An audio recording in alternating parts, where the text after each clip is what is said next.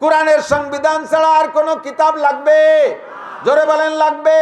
ব্যক্তি জীবনের সংবিধান কোরআনে আছে না নাই? পারিবারিক জীবনের সংবিধান আছে, অর্থনৈতিক জীবনের সংবিধান আছে, রাজনৈতিক জীবনের সংবিধান আছে, আরে সামাজিক জীবনের সংবিধান কোরআনের মধ্যে আছে। আন্তর্জাতিক জীবন কিভাবে পরিচালনা করব তার সংবিধানও কোরআনে কারিমে আছে না নাই?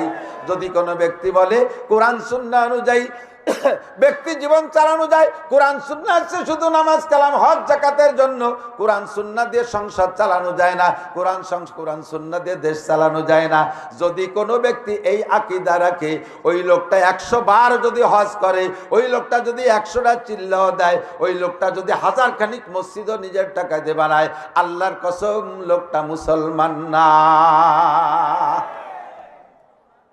কথা বলেন। ইমানের সব শাখা ঠিক আছে, একটা শাখার ভিতরে তার মাইল পড়ে গেছে। ভালো করে মনে রাখবেন। হয়তো বলবেন আমি নামাজ পড়ি, আমি রোজা রাখি, আমি হজ করি, আমি যাকাত দেই, আমি তাবলীগ করি, আমি চরমোনায় যাই, আমি মসজিদ করি, আমি মাদ্রাসা করি, আমি ইশরাক পড়ি, আমি চাষ পড়ি, আমি তাহাজ্জুদ পড়ি, আমি লাখ লাখ কোটি কোটি টাকা যাকাত দেই, আমি উলামায়ে কেরামের খেদমত করি। শুধুমাত্র একটা কথায় আমার ঈমান নষ্ট হয়ে যাবে। তার কারণ কি? আমি বলেছি কোরআনের সংবিধান এদেশে চলে না, এই একটা কথায় ঈমান চলে যাবে। তার কারণ কি? ভালো করে মনে রাখবেন। দেখেন এই বাজারেতে পোলা পান্ডা বেলুন কিনছে, ভুলেনি বেলুন কেনে না, খেলনা বেলুন। এই বেলুন সৃষ্টিগত অবস্থা ওরকম ফুলনু না, ওগুলো চিমটে থাকে, হাওয়া দিয়ে তারপরে ফুলে বড় করে না। এখন হাওয়া দিয়ে যতটুক হাওয়া লাগে ওরে ফুলইতে ততটুক হাওয়া দিয়েছেন, বাস ফুলে গোল হয়ে গেছে। এখন এই বেলুনটারে ফুলইয়ে গোল রাখতে এবং ভিতরে সবটুক হাওয়া ধরে রাখতে বেলুনের সারাগা ভালো থাকতে হবে না? কথা কি বুঝতেছেন? সারাগা ভালো আছে, বেলুনটা ফুলানো আছে। এবার এই বেলুনটার সম্পূর্ণ হাওয়া বের করার জন্য সারাগা ছিঁড়তে হবে না? বোঝে নাই কথা? সারা বেলুন সবটুক হাওয়া ধরে রাখতে বেলুনের সারাগা লাগবে। এবার হাওয়া সবটুক বেরোয় যাইতে কি সারাগা ছিঁড়া লাগবে? এক জায়গায় সুই দিয়ে একটু ফুটো করে দিলি, যতটুক ফুটো করছেন অটটুক হাওয়া বেরোবে না মোটে? যুক্তিতে তো বলে যেটুক ফুটো করছি ওটটুক বেরোবে, বাকি হাওয়া থাকতে হবে, যেহেতু বেলুনের সারাগা ভালো আছে। বেলুনের সারাগা ভালো আছে, এক জায়গায় ছিদ্র করে দিলে বেলুনের হাওয়া থাকবে না, ওই এক জায়গায় দিয়ে ফুস করে সব হাওয়া বেরোয় যাবে কি যাবে না? আপনার ঈমান আমলের বস্তা সব জায়গা ভালো আছে, একটা জায়গা লিক হয়ে গেছে। কোরআন দিয়ে দেশ চলে না, ইসলাম দিয়ে দেশ চলে না। মৌলবীরা খালি সংসদে আইসা দেখুক, দেশের ক্ষমতা নিয়ে দেখুক, মৌলবীরা সব কিছু ফেলাইতে লেজ গুটাইয়া পালাইতে বাধ্য হবে। এমন উক্তি যদি কেউ করে, ওই লোক তার ঈমান ওই ছোট্ট ছিদ্র দিয়ে ফুস করে সব বেরোইছে কিনা? আল্লাহর কোরআন পূর্ণ জিন্দেগি পরিচালনা করার জন্য একমাত্র সংবিধান। আমি সব আসমানি কিতাব মানি, তবে শেষ কিতাবের নাম কোরআন। কথা বলেন ঠিক ঠিক না? কুতুবিহি ওয়া রুসুলিহি, সমস্ত নবী রসুলকে বিশ্বাস করি। আদম থেকে ঈসা পর্যন্ত 2.5 থেকে 3 লক্ষ নবী রসুল এসেছেন।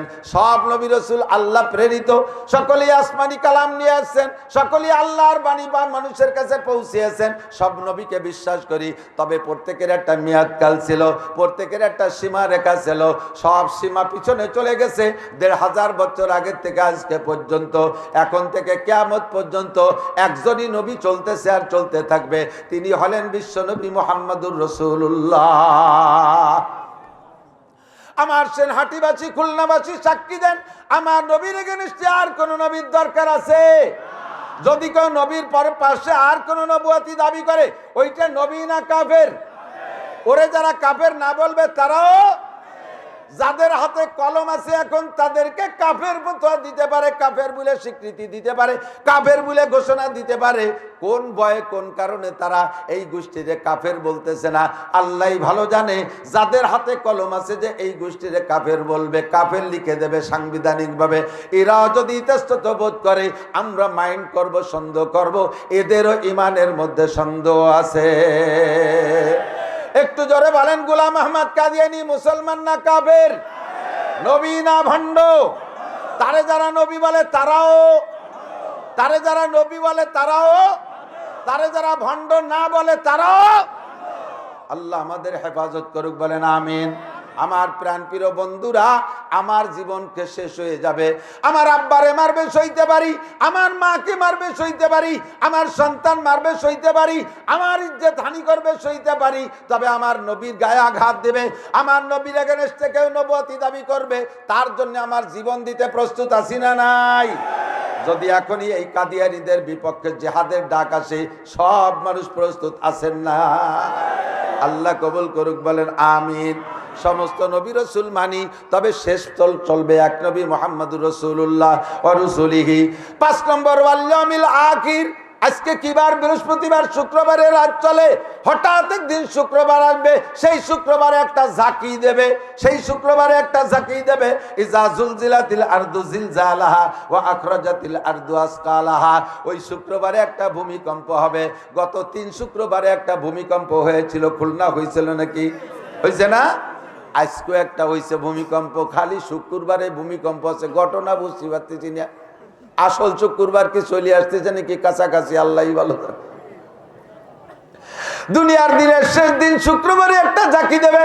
ইদা ওয়াকাতিল ওয়াকিয়া লাইসা লিওয়াকাতিয়া কাদিবা খাফিদাতুর রাফিয়া ইদা রুজ্জাতিল আরদু রাজ্জা ওয়াবুসাতিল জিবালু বাসসা ইজা জুলজিলাতিল আরদু জিলজালাহা ওয়া আখরাজাতিল আরদু আসকালাহা ওয়া ক্বালাল ইনসানু মা লাহা আল কারিয়াতু মাল কারিয়া ওয়া মা আদরাকা মাল কারিয়া ইয়াওমা ইয়াকুনুন নাসু কাল ফারাশিল মাবসুস ওয়া তাকুনুল জিবালু কাল ইহনিল মানফুশ ইজা সামাউ ফাতারাত ওয়া ইদাল কাওয়াকিবু ইনতাসারাত ওয়া ইদাল বিহারু ফুজ্জিরাত ওয়া ইদাল কুবুরু বুসিরাত আলিমাত নাফসুম মা কদ্দামাত ওয়া আক্কারাত। এই সবগুলোই ওই শুক্রবারের ঘটনা।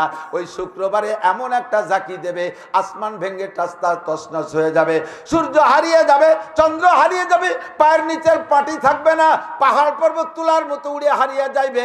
এই দিনটা হলো দুনিয়ার দিনের শেষ দিন, ওয়াল ইয়াউমিল আখির, দুনিয়ার দিনের শেষ দিন। ওর পরে আর দুনিয়ায় কোনো দিন শনিবার হবে না। বিশ্বাস হয় কি হয় না? ইমানের আমল নামার বস্তার 4 নম্বর সেলাই চলছে। 6 নম্বর হলো অল কদর, ভাগ্যকে বিশ্বাস করি।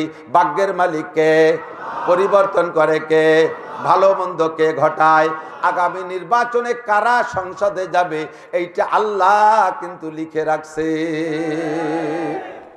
মেম্বাররে মেম্বার বানায় আল্লাহ, চেয়ারম্যানরে চেয়ারম্যান বানায় আল্লাহ, ধনীরে ধনী বানায় আল্লাহ, গরিবরে গরিব বানায় আল্লাহ, বাঁচায় আমার আল্লাহ, মারে আমার আল্লাহ, ইজ্জত দেয় আমার আল্লাহ, বেইজ্জত করে আমার আল্লাহ। সর্বময় ক্ষমতার মালিক কে?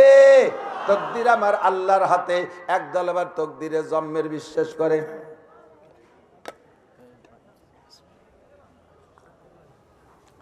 তকদির বিশ্বাস করে, খুব করে, হুজুর আর কোনোটা মানি না মানি, তকদির যে মানি জন্মের মানা। তকদির মানিস, তার নামাজ পড়িস লেখা, তকদিরই নামাজ নাই, তার পড়বো কি? তকদির বিশ্বাস। বিড়ি খাইস কাকা, রুজিতে আছে তাই খাই, তকদির লেহে রাখছে, না খাই করবো কি?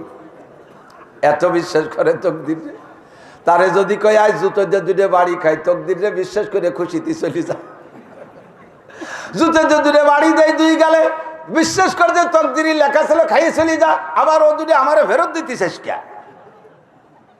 অত ভালো না, কথা বলেন, অত ভালো না। खैर सरजू होता इंसान से आदमी भी कुछ ना कुछ मुखता रहा है। ভালো মন্দ যাহা কিছু আদম জাতি করে থাকে, সত্যই তো তাহার মাঝে ইনসানেরও ইচ্ছা থাকে। আল্লাহ তাআলা মানব জাতিকে স্বাধীনতা দিয়েছে, এই স্বাধীনতা ব্যবহার কইরা মানুষে কি করবে এটা আল্লাহ জানে। তাই যাই না অ্যাডভান্স লিখে রাখছে, এর নাম হলো তকদির। আর বেশি এখানে বাড়বো না, সময় নষ্ট হয়ে যাবে। তকদিরকে বিশ্বাস করি, তকদিরের মালিক আল্লাহ। 6 নম্বর।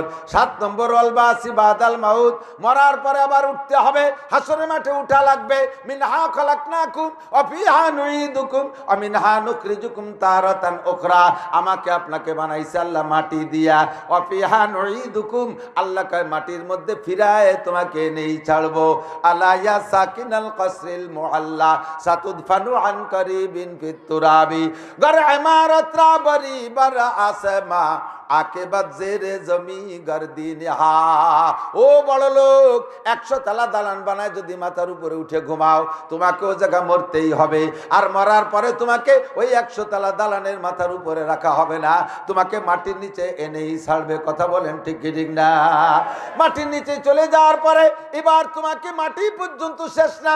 আমার বন্ধু যুবকরা লক্ষ্য করো, যদি মাটি মরণ পর্যন্ত মাটি পর্যন্ত শেষ হয়ে যাইতো, আমিও করতাম, তোমারও পরামর্শ দিতাম, যত প্রকার আকাম আছে করে রাখ, যত প্রকার আনন্দ আছে করে রাখ। চল যাই পার্কে যাই, দুইজন বসে বসে যা করার করি। চল যাই কক্সবাজার কুয়াকাটা যাই, যা যেভাবে যে যা পারিস খা, সুদ খাবি, ঘুষ খাবি, চুরি করবি, ডাকাতি করবি।